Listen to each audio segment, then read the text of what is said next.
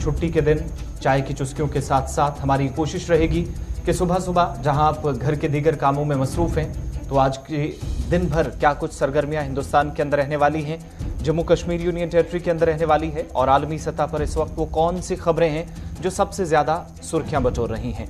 इन सारे मामलात पर, सारे मौज़ूआत पर हम बात करेंगे। 1.5 घंटे हमारा और आपका साथ रहेगा और 90 मिनट के इस प्रोग्राम में लास्ट के 15 मिनट हमारी कोशिश आज भी रहेगी कि आपकी कॉल्स ली जाएं और उससे पहले जितनी भी अपडेट्स हैं, दिन भर की सारी सूरत हाल, सरगर्मियां रहने वाली हैं, यूनियन टेरिटरी तक, दिल्ली से लेकर कश्मीर तक, वो सारी आपके सामने रखेंगे। साथ ही आज प्रोग्राम में जहां पर हम जम्मू कश्मीर की बात करेंगे, चूंकि दुनिया भर में इस वक्त एक और वायरस जो दस्तक दे रहा है और बहुत तेजी से केसेस बढ़ रहे हैं, उसने इस वक्त परेशानी बढ़ा दी है हुकूमत हिंदुस्तान के लिए भी और सरहद के उस पार भी हाहाकार मचा है। इस पर बात करेंगे और साथ ही आज बताएंगे, चूंकि सिर्फ आज का दिन बचा है, तैयारियां आज मुकम्मल कर ली जाएंगी और कल पार्लियामेंट के विंटर सेशन का आगाज होने जा रहा है। इस पर बात करेंगे और कौन सी जमातें इस पर क्या रिएक्ट कर रही हैं कुछ घंटे कबल जब इजलास शुरू होगा। साथ ही वायरस पर बात होगी और हिंदुस्तान के अंदर तैयारियां क्या हैं। कल एक बड़ा फैसला लिया गया था, उसके बाद उसमें तब्दीली रात होते गई है और अगले 15 रोज में हो सकता है कि सरकार इस पर और फैसला ले सके। जम्मू कश्मीर में हमने देखा था कि के विजय कुमार, जो कि जम्मू कश्मीर इंतजामिया के सीनियर अफसरान थे, बतौर एडवाइजर भी काम करते रहे थे उस वक्त गवर्नर के साथ, और आज के वक्त में उनका एक और बयान सामने आया है और बयान क्या है वो आपके सामने थोड़ी देर में रखेंगे। डॉक्टर्स की हड़ताल से ओपीडीज का कामकाज मुतासिर हो रहा है, इस पर बात करेंगे और साथ ही आपको बताएंगे कि deputy commissioner Rajouri, district magistrate Rajouri जो हैं, उनको पुलिस के संतरियों की तरफ से गेट से अंदर दाखिल होने की इजाजत नहीं दी गई। रात को भी हमने आपको खबर बताई थी, इसमें कुछ तस्वीरें भी आपके सामने रखेंगे। ये सारे मामला और बात उन तलबा के हवाले से जो पिछले 2 वर्षों से मजबूर इस चीज पे हैं कि ऑनलाइन तालीमी सरगर्मियां आज भी जारी रखी जाएं मुख्तलिफ रियासतों के अंदर। कल नई दिल्ली के अंदर भी तमाम तालीमी इदारों को दोबारा खोल दिया जाएगा, लेकिन जम्मू कश्मीर के अंदर नहीं खुले और इस पर वालिदैन अब कहते हैं कि बार बार ऑनलाइन सिस्टम का आज के वक्त में भी बार बार इस्तेमाल हो रहा है और जब ऑनलाइन क्लासेस हो रही हैं तो बच्चों के बिहेवियर में भी चेंजेस काफी ज्यादा देखी जा रही हैं। इस सब पर बात करेंगे, लेकिन प्रोग्राम का आगाज गौहर कुछ मेरे साथ पहुंच चुके स्टूडियो में और शुरुआत हिस्ट्री ऑफ डे से। गौहर, शुक्रिया आसिफ। तो प्रोग्राम की शुरुआत में सबसे पहले बात करेंगे आज की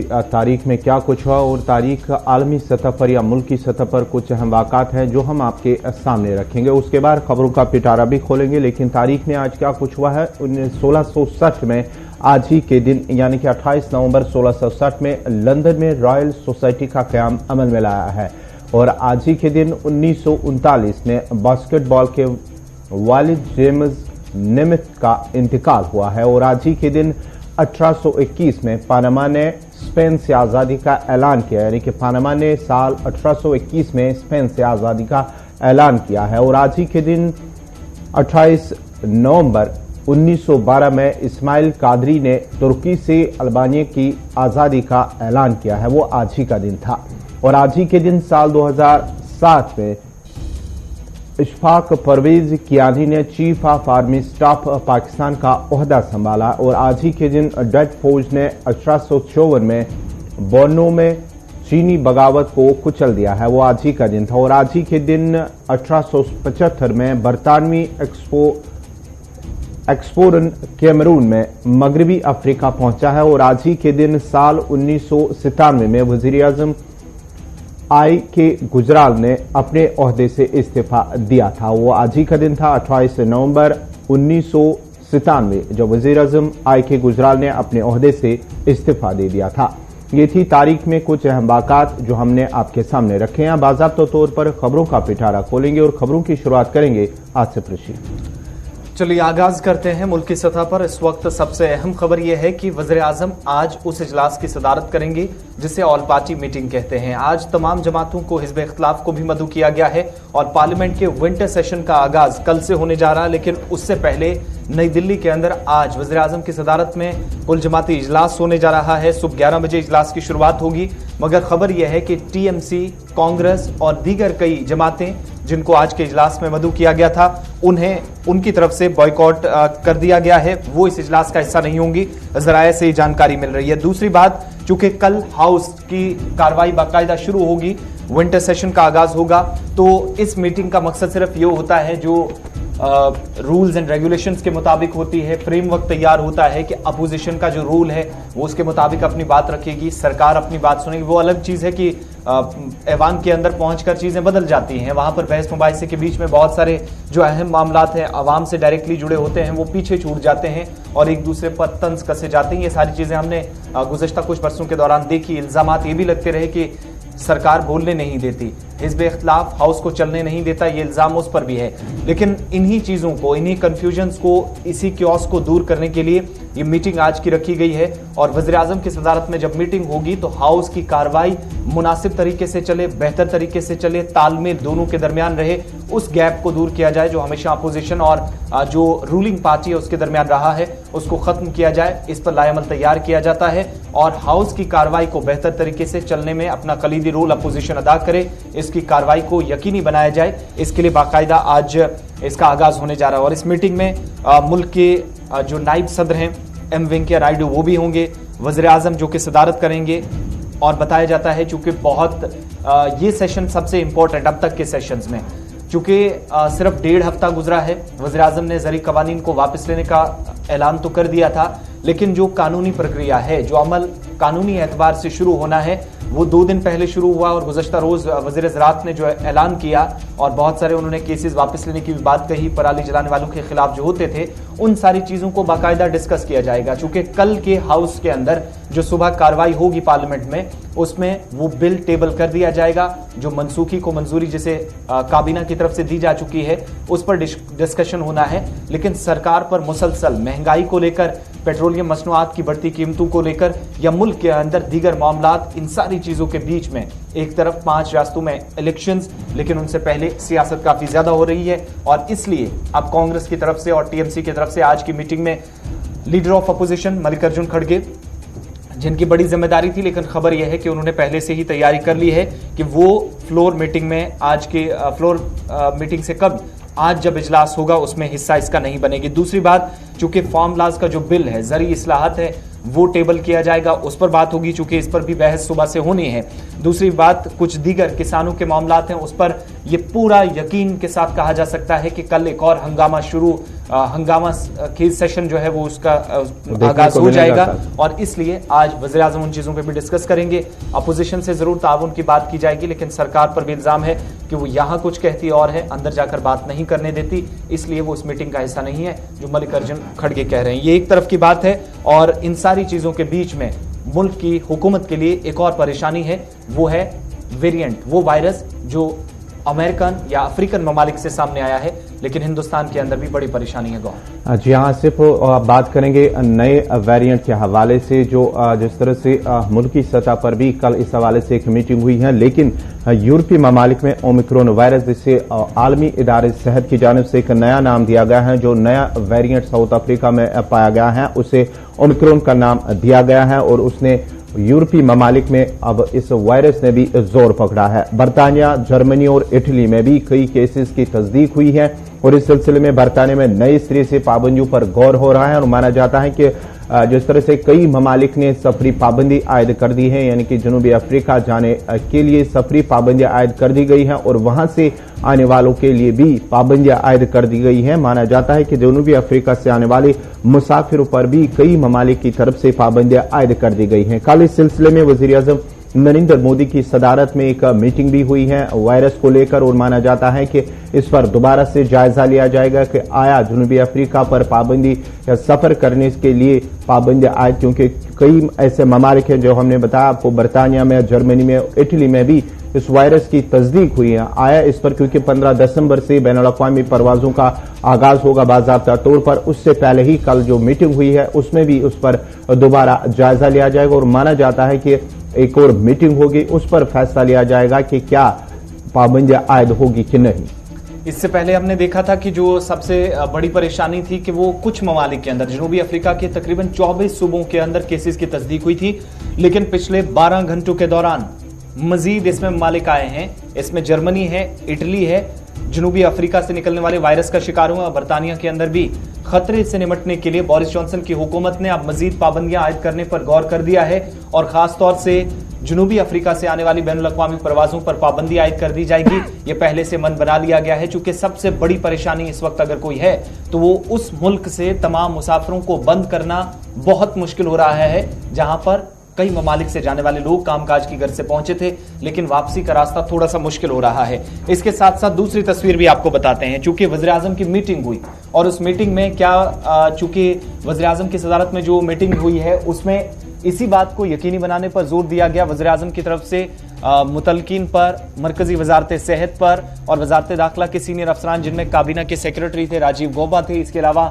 नीति आयोग के मेंबर थे, उन सभी को यह कहा गया कि वो जो फैसला 2 दिन पहले लिया गया कि 15 दिसंबर से तमाम बैनुल-अक़वामी परवाजों को जो पाबंदी उन पर थी कोविड-19 के दौरान पिछले 2 वर्षों से, उसको खत्म कर दिया जाएगा। यानी अब ओपनली वैसे ही सफर होगा जैसे पहले इंटरनेशनल फ्लाइट्स चल रही थी, और उस फैसले को गौर किया जाए, उस पर वैक्सीनेशन के प्रोग्राम को तेज किया जाए। लेकिन हो सकता है कि अगले 5-8 दिनों में सरकार इस फैसले को वापस लेने पर भी मजबूर हो, चूंकि जुनूबी अफ्रीका से कई लोगों के जाने के बाद वेरिएंट तकरीबन 8 ममालिक के अंदर देखा गया है, जिसकी तस्दीक हुई है। इसमें जर्मनी भी है, इसमें यूके भी है और इसमें इटली भी शामिल हो गया है। तो इन सारे ममालिक से आने वाले परवाजों पर भी पाबंदी लग सकती है या मुसाफिरों की तादाद को महदूद किया जा सकता है। दूसरी बात यह है कि मुल्क के अंदर सारे चैलेंजेस से निपटने के लिए सरकार बड़े पैमाने पर जो तैयारियां कर रही थी कि वैक्सीनेशन का डबल डोज बहुत जल्दी हो सके।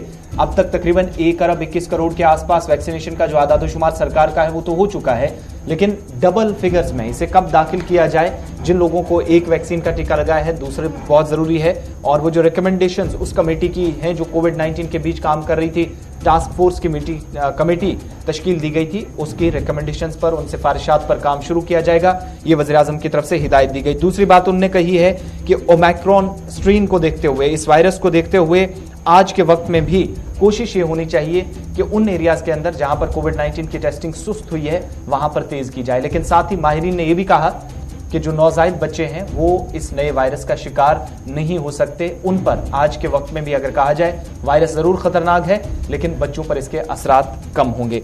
बढ़ते हैं आगे, बात मुल्क के चीफ जस्टिस की गौर।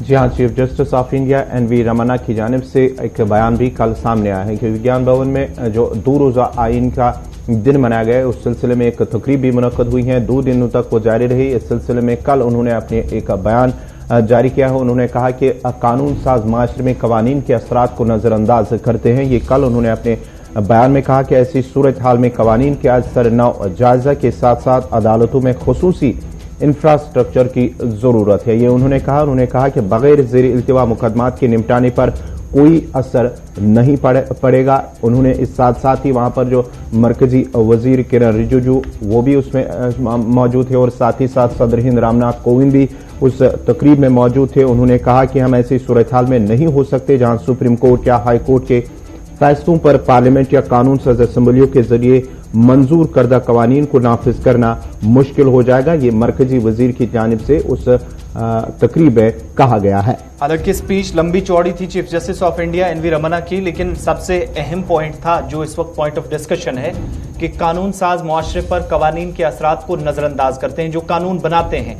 दूसरा, कानून का सही इतलाक होना कानून साजों पर भी जिम्मेदारी है और कानून नाफिज करने वाले इदारों पर भी। तीसरी बड़ी बात कि अदालतें कानून नहीं बनाती, इस गलत फहमी को दूर करने की जरूरत है। कानून साज बनाते हैं, अदालतें कानून नहीं बनाती।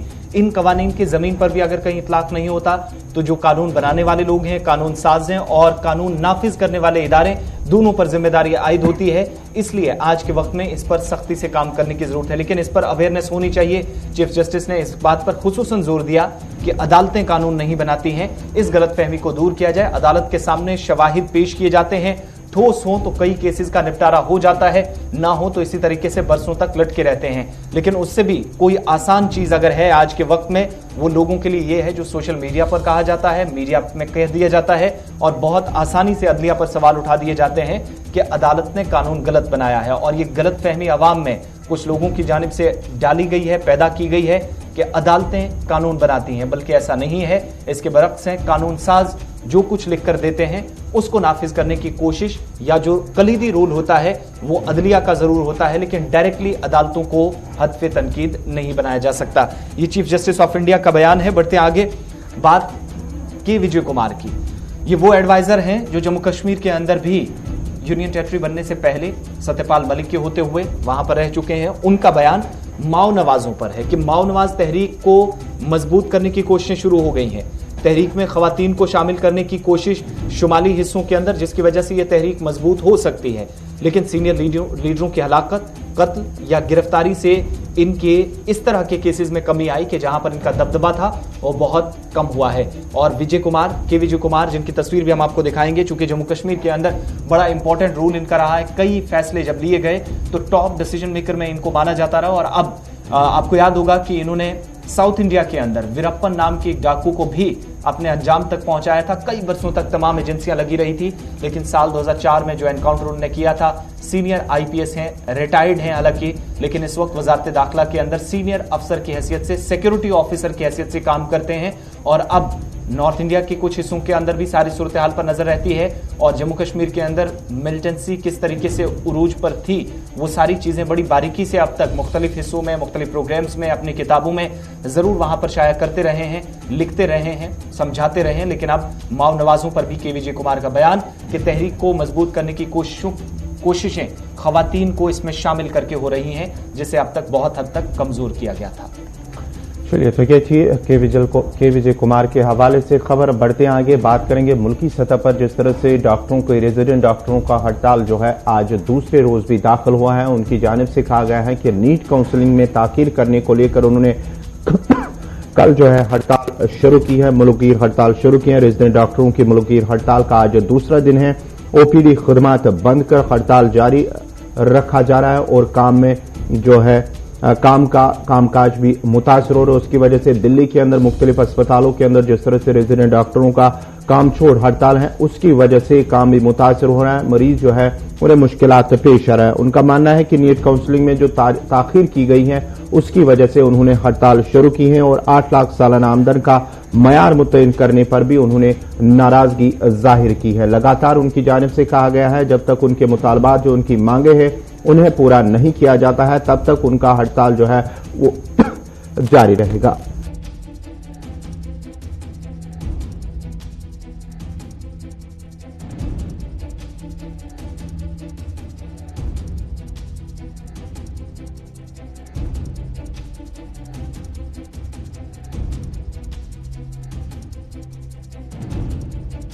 खिलाफ एक तो इस वक्त चूंकि कल भी हमने आपको बताया था कि सरकार की जानिब से अदालत उज़्मा के अंदर कहा गया है कि वो अगले अभी 4 महीने इसमें लेगी, माफ कीजिएगा 4 हफ्ते का वक्त लेगी और इसे फिलहाल मुलतवी कर दिया जाता है। वहां पर ताखीर इस अमल में होने की वजह से डॉक्टरों पर इसके असरात मुरतब हुए हैं और वो जो अप्लाई करना चाहते हैं फर्दर कोर्सेज के लिए, मेडिकल कोर्सेज में आगे नहीं बढ़ पा रहे हैं। उनके मुताबिक कि लाखों रुपए खर्च करने के बावजूद भी कोर्सेज मुकम्मल हो रहे हैं, लेकिन आज के वक्त में उन्हें एडजस्टमेंट में सबसे बड़ी परेशानी आती है।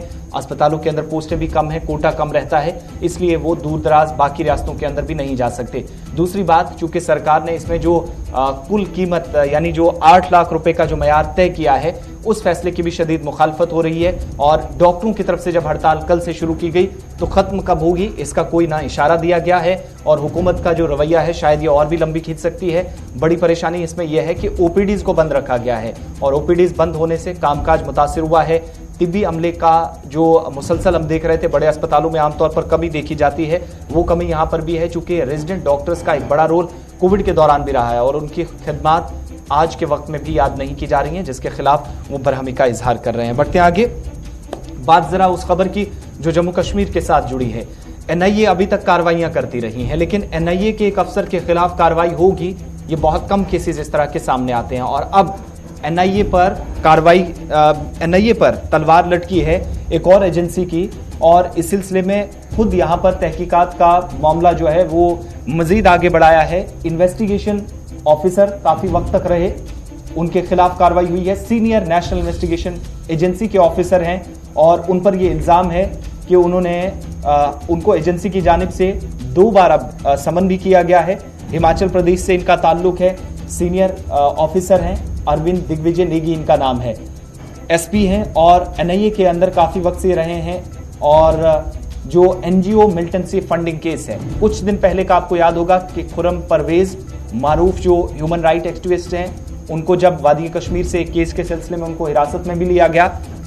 इस सारे केस में ये तहकीकात कर रहे थे, लेकिन इल्जाम ये है कि हसास कुछ जानकारी, कुछ मालूमात जो एसपी अरविंद दिग्विजय, जो एनआईए के सीनियर ऑफिसर थे, लेकिन इन्वेस्टिगेटिंग ऑफिसर होने के बावजूद भी उन्होंने ये सारी मालूमात जो है वो खुर्रम परवेज तक पहुंचाई। बहुत सारी चीजें हैं वो लीक कर दी, एक एक पॉइंट उनके सामने कुछ करके मेंशन किया, लेकिन क्रूशियल इंफॉर्मेशन जो एनआईए के पास होनी चाहिए थी, एनआईए इसमें यह कह रही है कि इस अफसर की जानिब से खुर्रम परवेज तक पहुंचाई गई, जिससे बहुत हद तक केसेस कमजोर भी हो जाते हैं।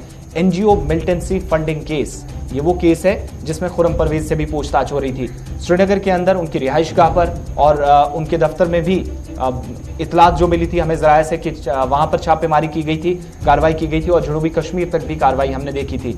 लेकिन उन सब के बीच में खुर्रम परवेज की हिरासत में आने के बाद उनसे जुड़े इस मामले में अरविंद दिग्विजय नेगी, एसपी हैं, हिमाचल प्रदेश से हैं, सीनियर पुलिस ऑफिसर, एनआईए के साथ काम करते थे स्पेशल इन्वेस्टिगेटिंग ऑफिसर के बतौर, लेकिन खुर्रम परवेज को कुछ हसास मालूमात इन्होंने दी, जिसके बाद इनको अब एक बार हिरासत में लिया गया है, इनसे पूछताछ की जा रही है, बल्कि इससे पहले 2 बार उन्हें समन भी किया गया।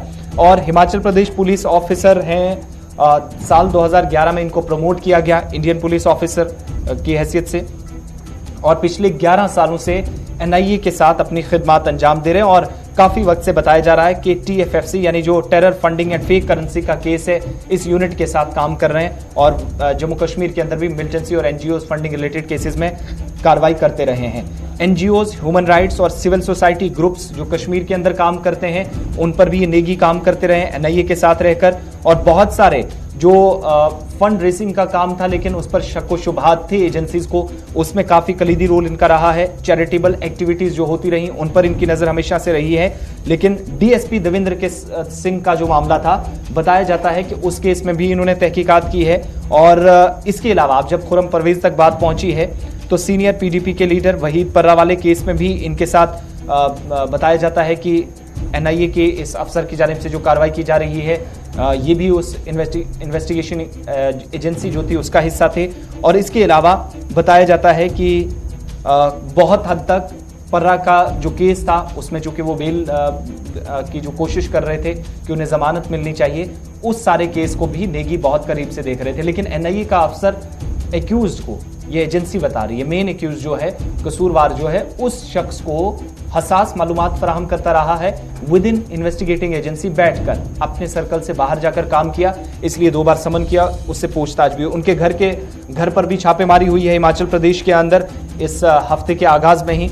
और अब उनको बताया जाता है कि मुनीर चौधरी नाम के भी, जो कि एक बिजनेसमैन है, उनको भी गिरफ्तार किया गया है। और एलओसी ट्रेड का हिस्सा ये मुनीर चौधरी रहता है और नेगी के साथ ये राब्ते में था। और इसलिए जब नेगी से पूछताछ हुई तो मुनीर चौधरी का उसने नाम लिया, उसने इंकिशाफ किया, जिसके बाद इस बिजनेसमैन को भी गिरफ्तार किया गया है। तो 2 गिरफ्तारियां हुई हैं। और एनआईए के अफसर जो जम्मू कश्मीर के केसेस को देख रहे थे, कुछ इंफॉर्मेशन, क्रूशियल इंफॉर्मेशन थी, लीक कर रहे थे ये इल्जाम, और उसके बाद उनको हिरासत में लिया गया। लेकिन साथ ही सीबीआई ने करप्शन के इल्जाम में एक एएसआई को भी गिरफ्तार किया है। और जम्मू कश्मीर के अंदर ये कार्रवाई हुई है और इसमें जो चार्जेस लगे हैं, 20,000 रुपए रंगे हाथों लेते हुए पकड़े गए हैं। ये सीनियर आईएएस, सीनियर जो ऑफिसर हैं, उनको प्रेमिसेस के अंदर ही पकड़ा गया सीबीआई की टीम की तरफ से।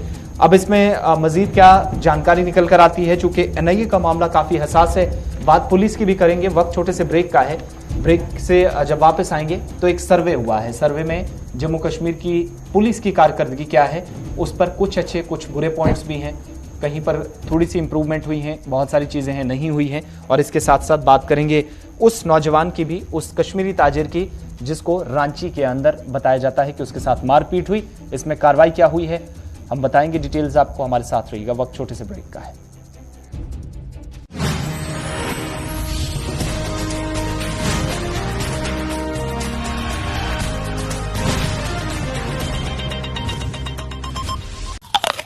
मॉम, फिर से?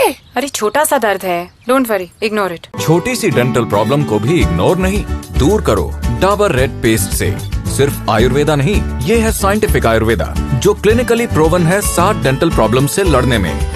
डाबर रेड पेस्ट, प्रॉब्लम्स रखे कोसों दूर। लाखों किसानों का भरोसा, असीस फीड। बाकी फीड बोलते नंबर 1 है, कुछ टाइम दूध भी बढ़ाते हैं, लेकिन पशुओं को देखो, बीमारी, कमजोरी। 2 दिन का फायदा, फिर घाटा ही घाटा। फीड का असली काम करे असीस फीड। ये पशु की सेहत बनाए और बरकरार रखे। नतीजा सालों साल बेहतर दूध, बीमारियों से लड़ने की ताकत और बच्चे जनने की काबिलियत। बेहतर दूध, बेहतर स्वास्थ्य सालों साल। सफेद मूसली, शिलाजीत और केसर जैसी बहुमूल्य जड़ी बूटियों और स्वर्ण भस्म जैसी बेशकीमती भस्मों से तैयार शुद्ध आयुर्वेदिक जॉली सनसेक्स गोल्ड कैप्सूल और तेल पुरुषों की अंदरूनी शक्ति और ताकत बढ़ाए। जॉली सनसेक्स गोल्ड कैप्सूल और तेल।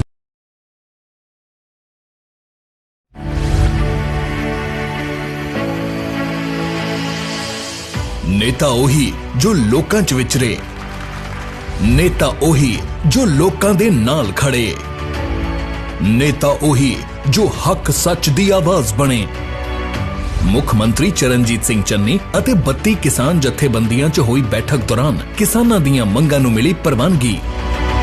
ਇਹ ਦੱਸਦੇ ਹੋਏ ਖੁਸ਼ੀ ਮਹਿਸੂਸ ਕਰ ਰਿਹਾ ਕਿ ਕਿਸਾਨ ਯੂਨੀਅਨਾਂ ਦੇ ਨਾਲ ਅੱਛੇ ਮਾਹੌਲ ਦੇ ਵਿੱਚ ਵਧੀਆ ਮੀਟਿੰਗ ਹੋਈ ਹੈ ਤੇ ਲਗਭਗ ਉਹਨਾਂ ਦੀਆਂ ਸਾਰੀਆਂ ਜੋ ਉਹਨਾਂ ਨੇ ਸਾਨੂੰ ਕਿਹਾ ਅਸੀਂ ਉਸ ਤੋਂ ਵੀ ਉੱਪਰ 2-4 ਹੋਰ ਮੰਗਾਂ ਜਿਹੜੀਆਂ ਬਾਅਦ ਵਿੱਚ ਵੀ ਉਹਨਾਂ ਨੇ ਦੱਸੀਆਂ ਉਹ ਸਰਕਾਰ ਨੇ ਮੰਨ ਲਈਆਂ।